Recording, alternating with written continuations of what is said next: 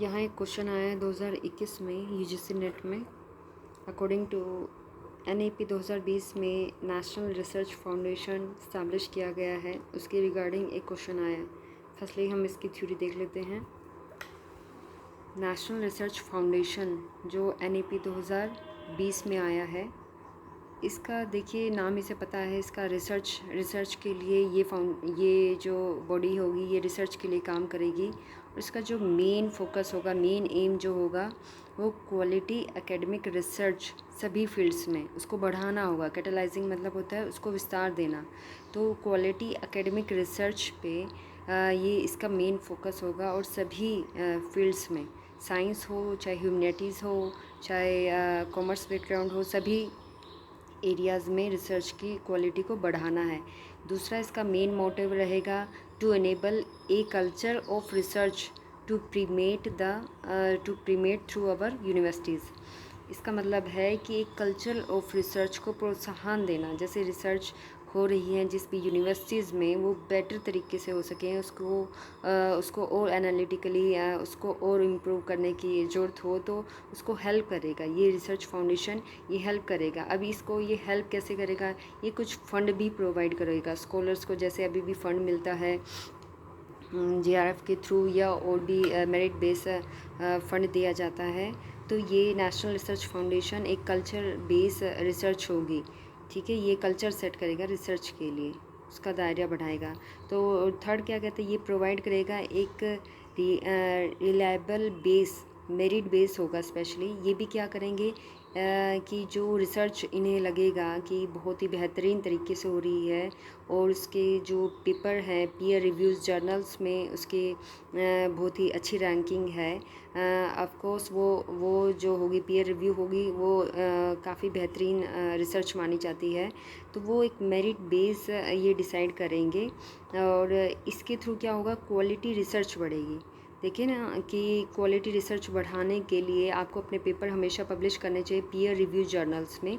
तो ये भी एक उसी में फर्दर इम्प्रूवमेंट होगा नेशनल रिसर्च फाउंडेशन के थ्रू। तो इसका ये थर्ड एम हो जाएगा। और फोर्थ एम, जैसे कि क्वालिटी एजुकेशन को अगर हमें बढ़ाना है रिसर्च के अंदर, तो ये फ़ंड भी प्रोवाइड करेगा सभी डिसिप्लिन्स में। इसमें स्पेशली क्या, एक high quality interdisciplinary research across fields.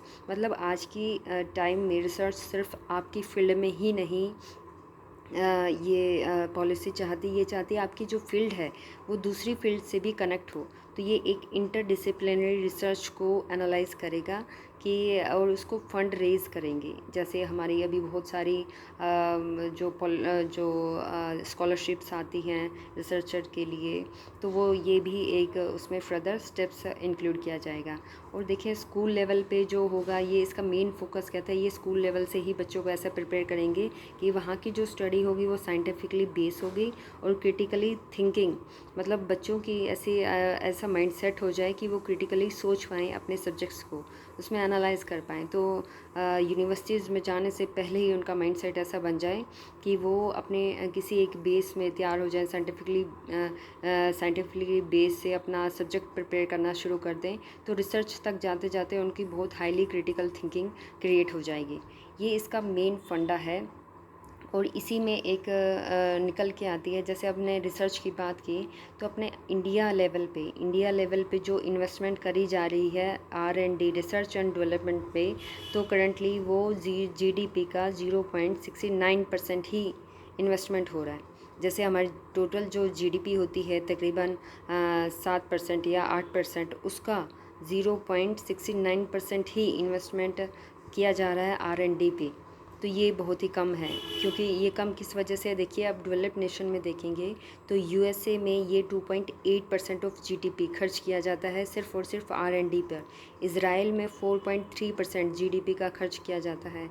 South Korea में 4.2% खर्च किया जाता है। तो देखिए अगर किसी भी नेशन में R&D पर ज़्यादा खर्च किया जाएगा तो वहाँ पे ज़्यादा इनोवेशंस होंगे, ज़्यादा इनोवेशंस के थ्रू वहाँ की और लोगों की थिंकिंग पावर बिल्ड होगी, उसका इनकम लेवल इंक्रीज़ होगा, हाई टेक्नोलॉजी आएगी। तो सरकार को यहाँ पे अपना इन्वेस्टमेंट R&D में ज़्यादा खर्च करने की ज़रूरत है, तभी हमारा जो इंडिया का ग्रोथ लेवल है वो भी हाई जा पाएगा।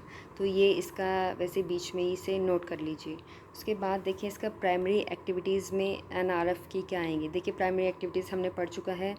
ये फंड कम्पिटिटिव है, ये फ़ंड प्रोवाइड करेगा, स्पेशली किनको पीयर रिव्यूज़ जो जर्नल्स में है और जिस रिसर्चर के पेपर पब्लिश होंगे तो पीयर रिव्यू ग्रांट दी जाएगी। प्रपोजल्स की सभी टाइप की, सभी डिसिप्लिन मतलब सभी सब्जेक्ट्स में, ये कोई एक फील्ड के लिए स्पेसिफिक नहीं है। दूसरी कहता है seed grow and facilitate. Seed का मतलब है कि एक बीज की तरह रोपित करेगा और उसके बढ़ाएगा एट एकेडमिक इंस्टीट्यूशंस में। मतलब जो कहते हैं कि स्टार्टिंग से रिसर्च में ऐसा नहीं है कि अगर आपको स्टार्टिंग से गाइडेंस अच्छी मिली तो आपका वहाँ पे आपका बेस बहुत अच्छा तैयार होता है, तभी आप ग्रो अच्छा कर पाते हो और तभी आप एक अच्छा रिज़ल्ट निकाल पाते हैं रिसर्च में। उसके लिए आपको फैसिलिटीज़ भी दी जाएंगी। जैसे आपका बहुत सारा खर्च होता है रिसर्च करते हुए, अपना जो पर्सनल खर्च होता है, आपको पेपर पब्लिश करने के लिए आपको पेपर पब्लिश करने के लिए कहीं कॉस्ट देनी है, तो वो सारी फैसिलिटी ग्रांट्स के थ्रू ये आपको एनआरएफ प्रोवाइड करेगा। उसके बाद ये एक काम करेगा लाइविज़न, मतलब ये एक एसोसिएशन बनाएगा रिसर्चर के बीच में और रिलेटेड ब्रांचेस ऑफ गवर्नमेंट के बीच में, ताकि एक गैप जो है उसको फिल किया जा सके। देखिए रिसर्च हम कर रहे हैं लेकिन हमें यही नहीं पता कि सोसाइटी में किस टाइप की प्रॉब्लम रेज़ हो रही है।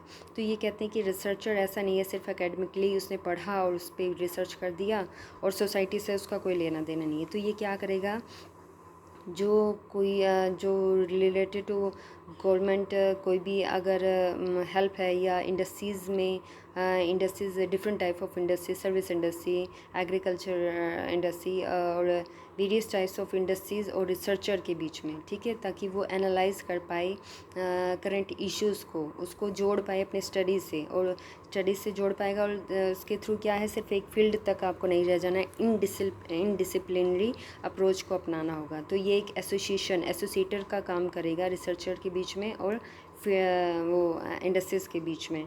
उसके बाद करेगा ये रिकॉग्नाइज़ करेगा आउटस्टैंडिंग रिसर्च एंड प्रोग्रेस। तो इसका देखिए एनआरएफ का मेन मोटो क्या है, ये क्वालिटी एकेडमिक रिसर्च पे काम करेगा, जिससे हमारे भारत देश में रिसर्च एंड डेवलपमेंट में अपने स्टूडेंट्स का रुझाव बढ़े। तो इसका इन्वेस्टमेंट जो है यहाँ पे बढ़ाने की ज़रूरत है। और इसी से रिलेटेड देखिए हमारा जो क्वेश्चंस आया है, क्या आया है, according to NEP 2020 national research foundation में बी एस्टैब्लिश टू, पहला कह रहा है promote doctoral and post doctoral research. देखिए इसने कोई प्रमोट की बात नहीं की, ये प्रमोट करेगा डॉक्टर को, मतलब PhD को, फर्दर जो होते पोस्ट डॉक्टरल। तो उसके बाद कहता है प्रमोट करेगा फंडामेंटल साइंटिफिक रिसर्च।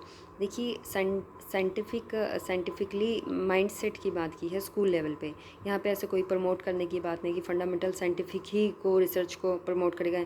यहाँ पे ये कह रहे हैं यहाँ सभी काइंड ऑफ फील्ड्स, किसी भी तरीके की फील्ड हो वो सभी को वो करेगा, अप्रोच करेगा। उसके बाद enable universities to establish research laboratories, नहीं ऐसी भी बात नहीं कि जहाँ पे सिर्फ रिसर्च लेबोरेटरी को सेट करने की बात की है। तो नेशनल रिसर्च फाउंडेशन ने सिर्फ हमें क्या बात की है, एक सहायता करेगा किसकी, एक culture of research to promote through universities, ठीक है, एक रिसर्च का एनवायरनमेंट बनाने की बात हुई है NRF में।